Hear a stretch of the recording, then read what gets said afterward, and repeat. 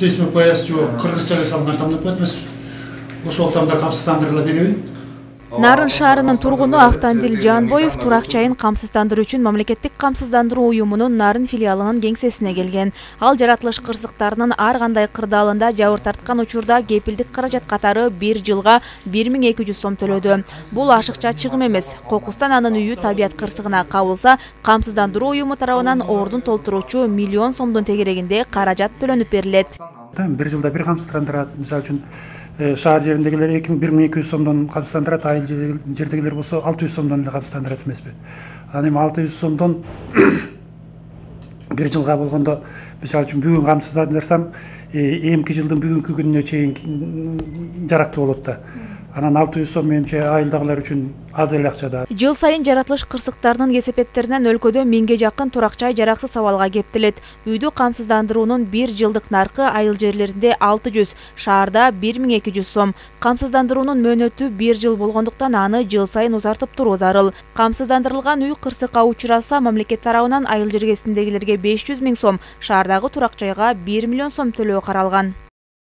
Аны дагы эми ал атайын органдар бар, МЧС органы, шамалдыкы болсо жана гидрометеорология, ушулар адистер аныктап бергенден кийин чындыгында ошол жерде жаратылыш кырсыгы катталдыбы деген справкасынын негизинде анан биз төлөп беребиз акчасын. Турак жайды камсыздандыруу ар бир жарандын милдети болуп саналат. Эгерде авариялык абалда болсо, тиешелүү органдар бузуу тууралуу чечим чыгарса, техникалык талаптарды бузуу менен салынса, ал турак жай камсыздандырылбайт. Ошондой эле турак жай аскердик, террордук ар кандай көтөрүлүштөрдүн натыйжасында талкаланса, төлөм жүргүзүлбөйт.